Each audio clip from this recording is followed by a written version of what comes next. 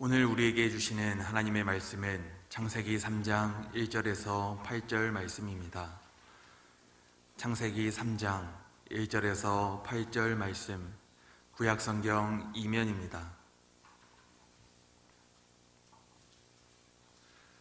창세기 3장 1절에서 8절의 말씀입니다. 그런데 뱀은 여호와 하나님이 지으신 들짐승 중에 가장 간교하니라. 뱀이 여자에게 물어 이르되 하나님이 참으로 너희에게 동산 모든 나무의 열매를 먹지 말라 하시더냐. 여자가 뱀에게 말하되 동산 나무의 열매를 우리가 먹을 수 있으나 동산 중앙에 있는 나무의 열매는 하나님의 말씀에 너희는 먹지도 말고 만지지도 말라, 너희가 죽을까 하노라 하셨느니라. 뱀이 여자에게 이르되 너희가 결코 죽지 아니하리라. 너희가 그것을 먹는 날에는 너희 눈이 밝아져 하나님과 같이 되어 선악을 알 줄 하나님이 아심이니라. 여자가 그 나무를 본즉 먹음직도 하고 보암직도 하고 지혜롭게 할 만큼 탐스럽기도 한 나무인지라. 여자가 그 열매를 따먹고 자기와 함께 있는 남편에게도 주매 그도 먹은지라. 이에 그들의 눈이 밝아져 자기들이 벗은 줄을 알고 무화과 나무 잎을 엮어 치마로 삼았더라. 그들이 그날 바람이 불 때 동산에 거니시는 여호와 하나님의 소리를 듣고 아담과 그의 아내가 여호와 하나님의 낯을 피하여 동산 나무 사이에 숨은지라. 아멘. 오늘도 이 한 해에도 함께 하시는 하나님을 경험하시기를 주의 이름으로 축복합니다. 세상은 흔들려도 변함없으신 하나님을 의지함으로 담대하십시오. 영혼이 잘됨을 믿을 뿐만 아니라 범사에 누리시기를 기도합니다. 지난 6일 대전에서 감리교 수련 목회자 고시가 있었습니다. 수련 목회자 고시는 성경과 신학에 대한 시험을 치르고 합격을 하면 교회에서 수련 전도사 과정을 밟아 목사 안수를 받는 감리교회의 진급 과정 중에 하나입니다.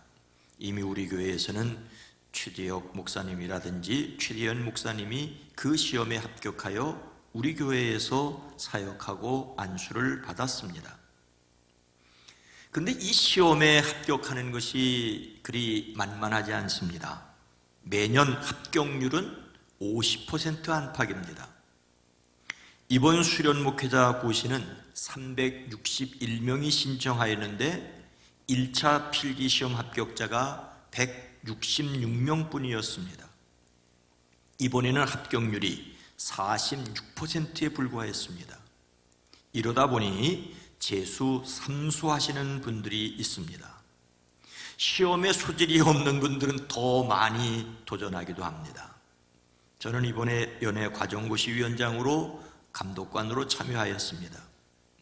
그런데 고시를 주관하는 부서에서 사전에 연락을 받기를 감독관으로 참여하기 위해서는 코로나19 PCR 검사를 받고 음성 확인서를 제출해야 한다는 것이었습니다.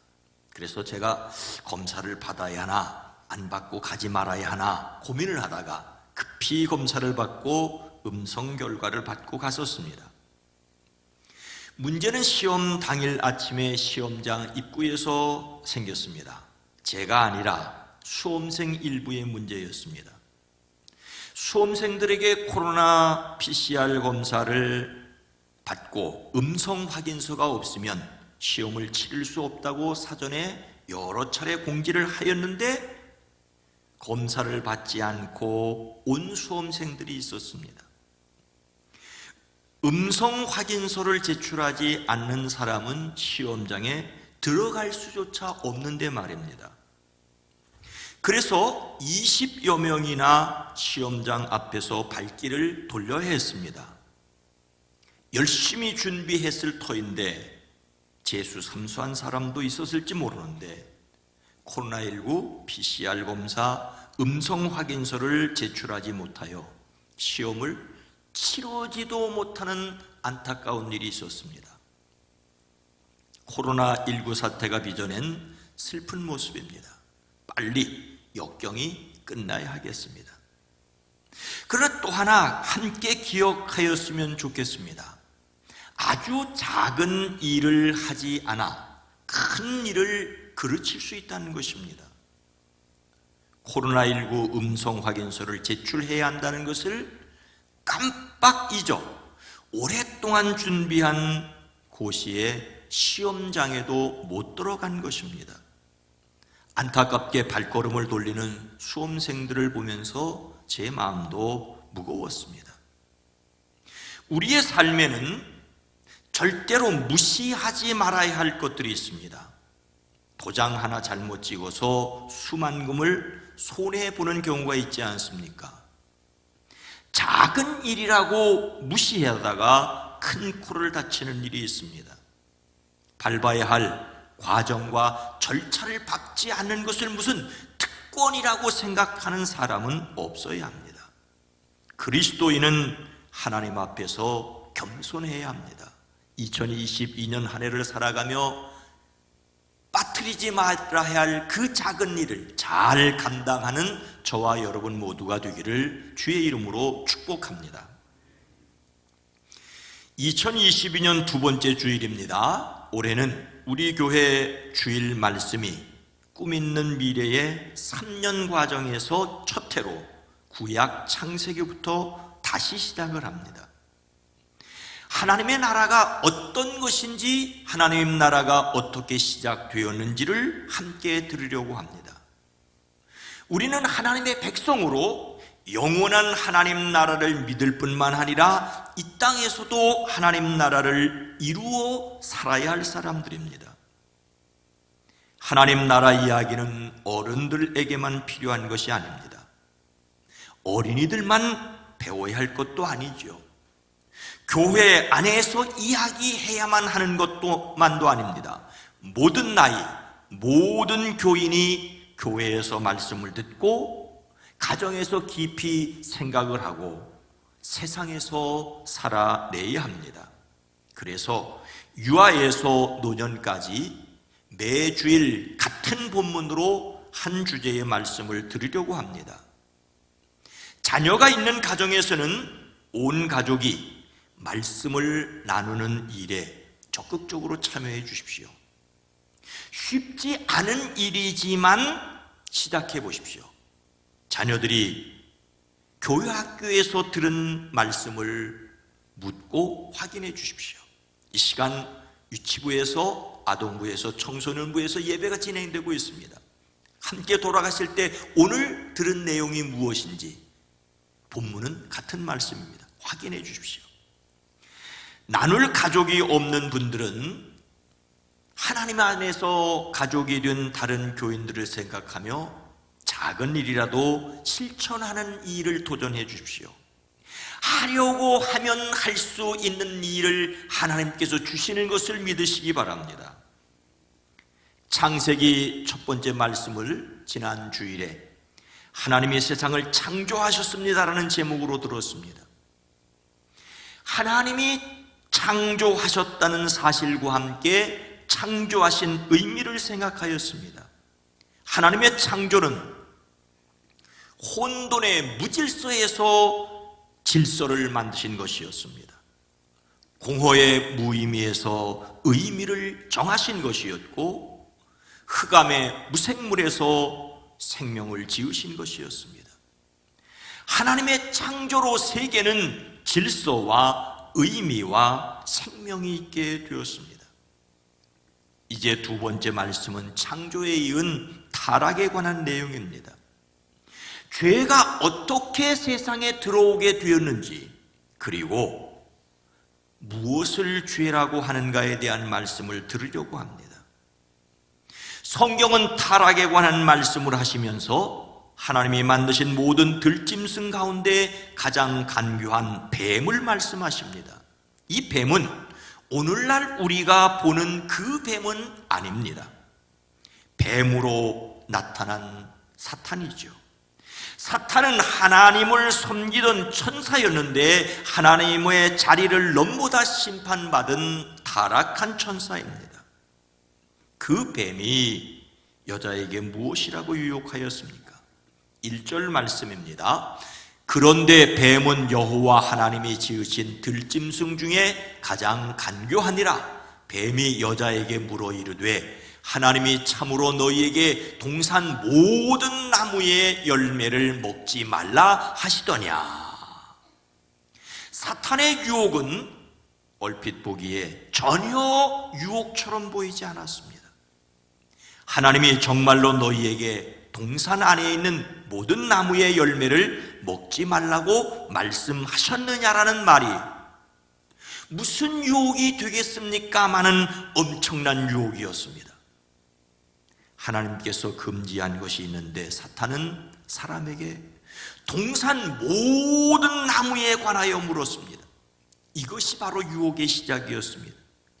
당연히 여자는 하나님은 동산 한가운데 있는 나무의 열매는 먹지도 말고 만지지도 말라고 하셨다.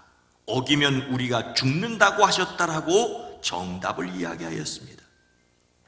하지만 뱀의 유혹은 너희는 절대로 죽지 않는다라는 것이었습니다. 이 말은 모든 것을 가져야 행복하고 모든 것을 가질 수 있는 것처럼 유혹하는 것이었습니다. 그동안 아담과 하와는 하나님이 만드신 에덴에서 행복하였습니다. 그들이 먹을 수 있는 것은 수만 가지였습니다. 다만 한 가지, 선악을 알게 하는 나무의 열매 딱 한 가지만 먹지 말라고 하셨습니다. 그런데 사탄은 그것마저 먹어야 행복한 것처럼 유혹합니다. 그동안 그것을 먹지 않아도 행복했는데 유혹을 받고 보니 달라 보였습니다. 먹음직하게 보였고 보암직하게 보였습니다. 사람을 슬기롭게 할 만큼 탐스럽기도 한 나무였습니다. 그것을 따먹고 남편에도 주었습니다. 금지된 단 하나까지 차지하려는 마음의 유혹이었습니다. 하나님이 구별하신 것을 어기게 하였습니다. 이것은 하나님이 만드신 영적 질서를 깨트리는 것입니다. 다시 창조 이전의 혼돈으로 몰아넣는 것이었습니다. 사람은 모든 것을 가질 권리가 있고 모든 것을 갖지 못하게 하나님이 하시는 하나님이 잘못인 것처럼 사탄은 사람에게 속삭입니다. 모든 것을 가질 수 있다는 유혹 앞에서 아무도 가졌고 누구도 가졌는데 왜 나는 못 갖느냐라고 하는 그 유혹이 얼마나 우리에게 집요한 유혹인지를 알아야 합니다. 모든 것을 소유하려는 무질서한 혼돈이 바로 죄입니다. 코로나19가 발생했을 때 사람이 자연계를 파괴하였기에 빚어진 일이라는 반성이 조금은 있었는데 코로나19가 길어지면서 그나마 없어지지 않았나 하는 제 생각입니다. 사람의 편리를 위하여 생태계를 파괴하니 박쥐 같은 동물에게나 있어야 할 바이러스가 사람에게 옮겨져 큰 문제를 일으켰을 것이라는 반성을 잊지 말아야 합니다. 하나님께서는 사람에게 엿새 동안 힘써 일하고 나머지 하루는 하나님을 위하여 구별하게 하셨습니다. 소득의 10개 중에 하나는 하나님을 위하여 구분하도록 하셨습니다. 그러나 사람들은 그 하루마저도 10개 중에 하나마저도 욕심을 부립니다. 모든 것을 다 가지려는 탐욕은 정치, 경제, 사회, 문화의 질서를 파괴하고 있습니다. 사람들은 탐욕이 죄라는 것은 알고 있지만 그 탐욕이 하나님의 질서를 깨트리는 혼돈이라는 것은 알지 못합니다. 하나님이 만드신 자연의 질서와 영적 질서를 깨트리지 말아야 합니다. 하나님의 것을 하나님의 것으로 구별하는 신앙을 회복해야 합니다. 마땅히 존경해야 할 사람을 존경하고 포기할 것을 아쉬워도 포기해야 합니다. 2022년에는 조금 더 비우고 덜어내므로 하나님의 질서를 배워가는 사람들이 되어지기를 주님의 이름으로 축복합니다. 사탄의 유혹은 무엇이라고 계속되었습니까? 5절 말씀입니다. 너희가 그것을 먹는 날에는 너희 눈이 밝아져 하나님과 같이 되어 선악을 알 줄 하나님이 아심이니라. 사탄의 유혹이 본격적으로 시작되었습니다. 하나님은 너희가 그 나무의 열매를 먹으면 너희의 눈이 밝아지고 하나님처럼 되어서 선과 악을 알게 된다는 것을 아시고 그렇게 말씀하신 것이다라고 합니다. 이것은 왜 하나님이 너희에게 선악을 알게 하는 나무를 먹지 못하게 했는지 아느냐라는 음흉한 속삭입니다. 사탄은 하나님께서 혼자서 하나님 노릇하려고 한다고 하나님을 의심하게 합니다. 하나님은 창조주이시고 사람은 피조물이라는 질서를 깨트리려고 합니다. 너희도 하나님이 될 수 있다고 사람들을 부추깁니다. 하나님의 뜻이 옳고 그름을 판단하는 기준이 아니라 사람이 자기 마음대로 선악을 분별할 수 있다고 유혹합니다. 그래서 그들이 알게 된 것은 자신들이 벗은 몸이라는 것뿐이지 않습니까? 그러나 이것은 감추고 싶은 것이었습니다. 그들이 한 짓은 무화과나무 잎으로 치마를 엮고 몸을 가리는 것이었습니다. 사탄의 유혹은 하나님처럼 선악을 분별할 수 있다는 것인데 그 결과는 부끄러워서 가려야 할 자신이라는 것을 알게 되었습니다. 하나님은 세상을 만드시는 날마다 보시기에 좋았더라, 보시기에 좋았더라고, 아름답다고, 가치 있다고 하셨습니다. 이름을 붙여주시며 의미 있게 하셨습니다. 그런데 사람은 하나님같이 된다는 말에 속아 옳고 그른 것을 구별하기는커녕 하나님이 부여하신 가치도 잃어버렸습니다. 하나님이 구분해 놓으신 것을 헝클어뜨림으로써 의미를 잃었습니다. 선악을 분별한다는데 무의미한 공허가 죄입니다. 사람 사는 세상에 시시비비를 가리는 구별은 꼭 필요하겠지요. 하지만 사람이 타락하면 옳고 그름의 의미가 사라지게 됩니다. 똑같은 일을 두고 자기가 하면 옳은 일이고 남이 하면 그른 일이라는데 그 일에 무슨 절대적인 가치가 있겠습니까? 그러니 힘 있는 사람은 힘이 법이라며 그 힘을 얻으려고 온갖 방법을 동원하지 않습니까? 어떤 의사의 경험담이랍니다. 개업한 지 얼마 되지 않았을 때랍니다. 그 의사는 진료실에 들어오는 환자에게 평소 습관처럼 웃으면서 안녕하십니까? 라고 인사를 건넸답니다. 진료가 다 끝나갈 무렵 환자가 어렵게 말을 꺼내더랍니다. 저 선생님, 별거 아닌데요. 아까 제가 진료실에 들어왔을 때 안녕하십니까? 하고 인사하셨죠. 환자에게 안녕하시냐고 묻는 것은 신뢰가 되는 것 아닐까요? 의사는 가만히 생각해 보니 그것도 일리가 있다고 생각하고 인사말을 바꿨습니다. 아예 처음부터 인사를 겸해서 어디가 아파서 오셨습니까? 라고 묻는 것이 대화의 시작이 되었습니다. 그렇게 한 6개월쯤 지냈을 때 또 황당한 일이 벌어졌습니다. 어디가 아파서 오셨습니까? 하였더니 그 환자가 불쾌한 목소리로 이렇게 대꾸하더랍니다. 선생님, 그것은 제가 물어볼 말이 아닙니까? 어디가 아픈지 찾아달라고 병원에 왔는데 저한테 물어보시면 제가 어떻게 합니까? 엉뚱한 오해가 생기면서 그 의사 선생님은 또 한 방 얻어맞은 격이 되었습니다.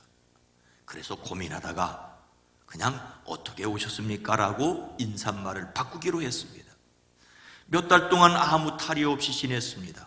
어느 날 한 여학생이 진료실에 들어오기에 친절하게 어떻게 왔지 하고 인사를 했더니 그 여학생이 잔뜩 긴장하는 얼굴로 저 버스 타고 왔는데요 이러더랍니다. 그래서 그 후부터 새로운 인사말 찾는 것을 포기했답니다. 옳고 그른 일이 분명히 있습니다. 적당한 말이 있습니다. 하지만 옳고 그름이 아무 소용이 없는 듯한 세상을 살아가고 있습니다. 지식은 다만 사람을 교만하게 할 뿐일 때가 있습니다. 오늘날 저마다 옳은 말을 한다는데 자신을 내세우고 남을 그르다며 상대방의 가슴을 후벼 파는 말을 합니다. 우리는 지식에 넘치는 사랑을 해야 합니다. 그러나 좀 사리에 맞지 않아도 따뜻한 말을 할 수 있고 따뜻하게 들을 수 있는 사람들이 되어지기를 주님의 이름으로 축복합니다. 그래서 죄의 결과, 결정적인 죄는 무엇입니까? 8절 말씀입니다. 그들이 그날 바람이 불 때 동산에 거니시는 여호와 하나님의 소리를 듣고 아담과 그의 아내가 여호와 하나님의 낯을 피하여 동산 나무 사이에 숨은지라. 모든 것을 다 가져야 한다는 유혹에 속아서 남은 하나마저 먹었습니다. 그것을 먹음으로 하나님처럼 선악을 분별하기를 원하였습니다. 그런데 그 결과는 무엇입니까? 그 남자와 그 아내는 날이 저물고 바람이 서늘할 때 하나님의 동산을 거느시는 소리를 들었습니다. 이전 같았으면 하나님 앞에 뛰어나갔을 터인데 어떻게 하였습니까? 하나님의 낯을 피하여 동산 나무 사이에 숨었습니다. 하나님처럼 될 수 있다는 말에 속아 하나님의 법인 말씀을 거슬렀는데 하나님처럼 되기는커녕 하나님 앞에서 도망쳐 숨어야 했습니다. 하나님과 함께 있어야 하는데 하나님과 함께하는 친밀감이 깨어졌습니다. 하나님은 이미 내가 먹는 날에는 반드시 죽으리라고 경고하셨습니다. 죽다는 말은 숨이 끊어진다는 것을 가리키나 그 이상을 의미합니다. 숨은 붙어 있는데 하나님과의 관계가 깨어진 것입니다. 숨을 쉬니 살아있다고 할 수 있으나 하나님을 피하여 숨어버리니 이를 영적으로 죽었다라고 말하고 있습니다. 본래 하나님 앞에서 감출 것이 없는 사람이었는데 이제 하나님 앞에 나설 수 없는 초라한 죄인이 되었습니다. 자신의 노력으로 감출 수 없다는 것을 알게 되자 피하여 숨었습니다. 피하여 숨을 수 없다는 것을 알면서도 두려워하여 숨습니다. 죄의 결과는 하나님을 피하여 숨으려는 것입니다. 이것이 반드시 죽으리라고 말씀하신 뜻입니다. 죽음은 어그러지고 깨어지고 끊어지는 것입니다. 죄의 결과는 하나님과의 친밀함이 깨어지고 숨는 것입니다. 죄는 자신을 찾아오신 하나님 앞에 떳떳하게 나서지 못하고 변명만 하게 하였습니다.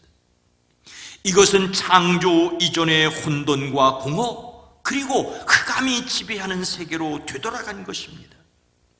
하나님의 낯을 피하려는 무생명의 흑암이 죄입니다. 오늘날 사람들은 하나님의 낯을 피하여 숨는 대신에 눈을 감아버리려고 합니다. 어떤 사람은 이제는 하나님은 필요 없게 되었다며 목소리를 높입니다. 그 말에 귀를 기울이며 손뼉치는 사람들이 있습니다. 숨는 대신에 하나님은 없다고 웅변하는 사람들이 있습니다. 사람들은 확신에 찬 거짓말에 속고 있습니다. 성경은 사람의 눈에는 바른 길같이 보이나 마침내는 죽음에 이르는 길이 있다라고 하십니다. 어떻게 해야 하겠습니까? 예수님께서 말씀하십니다. 나는 세상의 빛이니 나를 따르는 자는 어둠에 다니지 아니하고 생명의 빛을 얻으리라. 어둠 속에 다니지 않고 생명의 빛을 얻으려면 예수님을 따라가야 합니다. 2022년 예수님을 따르기 위하여 그 말씀을 듣고 읽고 묵상하고 자신의 일을 감당하는 데 집중하는 사람들이 되어지기를 주님의 이름으로 축복합니다. 사랑하는 성도 여러분, 하나님의 창조는 혼돈의 무질서에서 질서를, 공허의 무의미에서 의미를, 흑암의 무생명에서 생명을 지으신 것입니다. 그런데 인간이 타락하여 죄를 지었다는 것은 질서를 파괴하여 무질서의 혼돈으로 되돌아가는 것입니다. 의미는 사라지고 무의미한 공허의 상태가 됩니다. 생명을 무참히 짓밟는 무생명의 흑암으로 다시 돌아갔다는 것입니다. 그런데 에덴 이후에도 여전히 지구는 태양을 잘 돌고 있는 듯합니다. 갈등하며 고민하지만 낮은 낮이고 밤은 밤입니다. 하나님은 죽으리라고 하셨지만 오히려 사탄의 말처럼 사람은 숨을 쉬고 있어 살아있다고 말합니다. 그래서 살아있습니까? 모든 것이 엉클어졌습니다. 다 그대로인데 사람만은 타락하였습니다. 그 결과로 피조물들이 실험하고 있습니다. 우리는 어그러진 세상을 살고 있습니다. 더욱 어그러뜨리고 있습니다. 하나님의 기대에 어긋난 세상을 만들고 있지 않습니까? 그러나 성경은 그런 중 누구든지 그리스도 예수 안에 있으면 새로운 피조물이라고 하십니다. 그러니 그리스도 예수 안에 있는 우리는 하나님의 창조 회복을 위해 기도하고 하늘에 속한 사람으로 세상을 살아가야 합니다. 질서와 의미 그리고 생명을 회복했음을 확신할 뿐만 아니라 그런 세상을 만들어 가는데 헌신하는 사람들이 되어지기를 주님의 이름으로 축원합니다. 거룩하신 하나님, 자비로우신 주님, 우리에게 이미 하나님을 아는 영적 질서를 허락하셨사오니 질서를 회복하게 하옵소서. 하나님의 뜻을 아는 의미를 허락하셨사오니 하나님의 뜻을 구하며 살게 하옵소서. 예수 그리스도 안에서 하늘에 속한 생명을 우리에게 허락하셨사오니 산자로 어둠을 이기며 살아내게 하옵소서. 능력은 하나님께 있음을 믿습니다. 하나님께서 주시는 능력을 힘입고 힘차게 살아내는 2022년 한 해가 되어지게 하옵소서. 예수님의 이름으로 간절히 기도드리옵나이다. 아멘.